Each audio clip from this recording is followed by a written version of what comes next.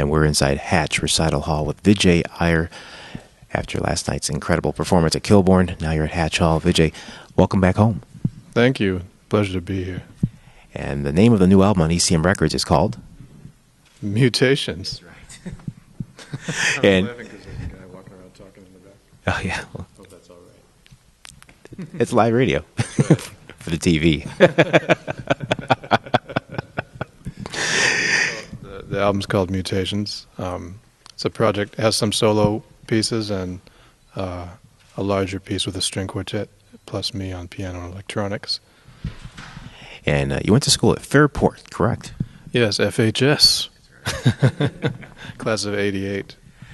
And same as me, and they also overlapped, I think, 2 years later than Philip Seymour Hoffman, I believe. Yes, he was, 85, 84? Yeah, my sister's class. Yep. You talk about your time in Rochester, because often we think of your time in California and, of course, in New York, but for your formative years in the Rock, what was it like? There was a lot of music. This is a very musical town. You know, the orchestra and Eastman School. So I was involved in a lot of things like that. Also, Fairport High School is a very musical place. They have a great music program. So I did orchestra from elementary school. I was playing violin, and I joined the jazz ensemble in 11th and 12th grade. And I was also in chamber ensembles and things through Eastman, and played in the RPYO, the youth orchestra, and played in a rock band in high school. What was it called? Do you remember the name of the band? It had so many different names. The last name it had was The Effect. I don't really know what that means. For drama. Yes, exactly.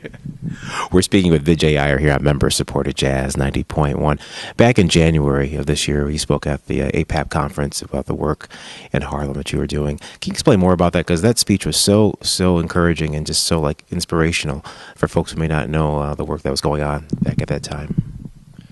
Oh, well, I guess you're speaking about an introduction I gave for Harlem Stage, which is a really important arts organization in New York City. They present a lot of concerts and theatrical performances, and they commissioned me and a poet named Mike Ladd to create a new work, which ended up being called Holding It Down, the Veterans' Dreams Project.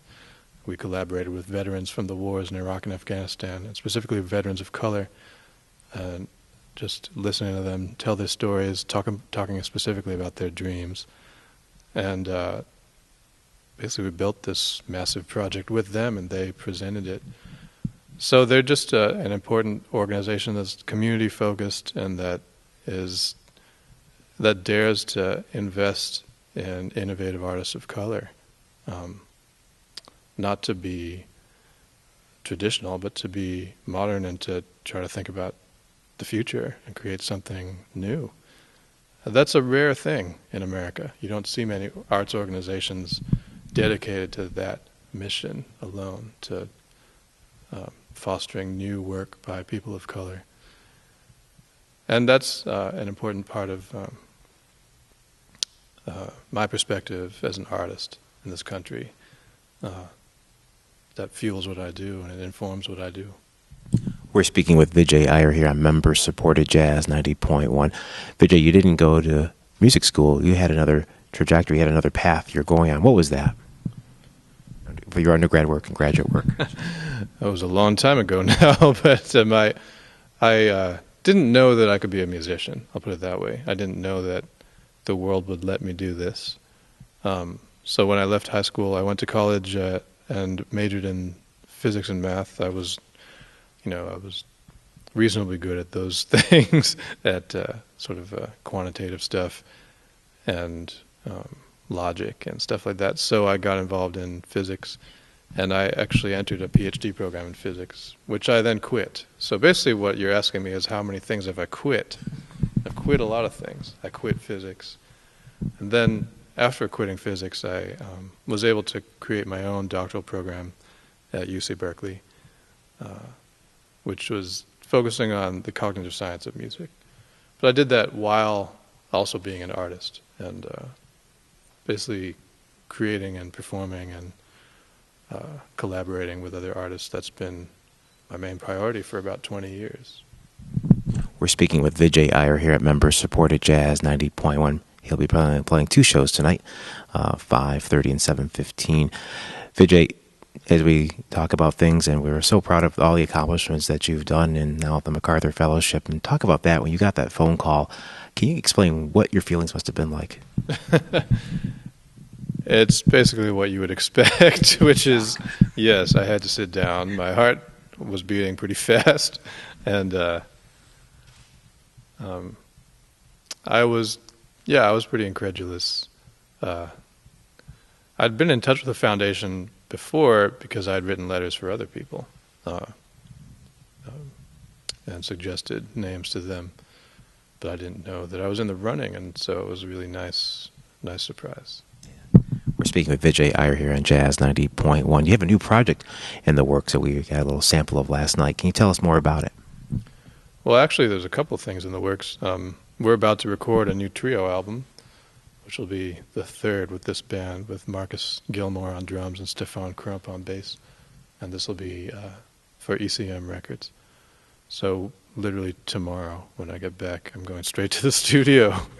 And those guys will be there, hopefully all set up. And so, yeah, we're making our latest trio effort.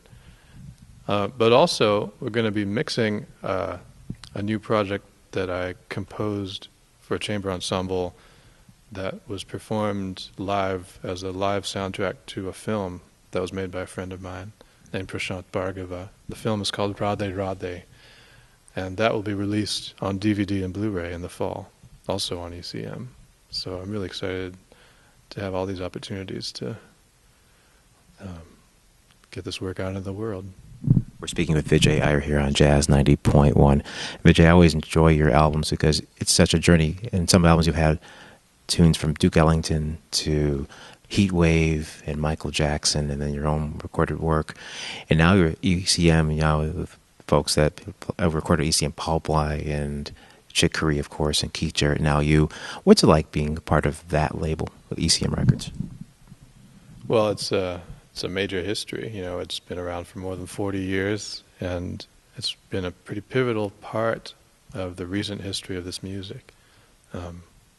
Not just the artists you mentioned, but also Don Cherry and Wadada Leo Smith, the Art Ensemble of Chicago, Lester Bowie, Dave Holland, Jack DeJohnette, a lot of great music.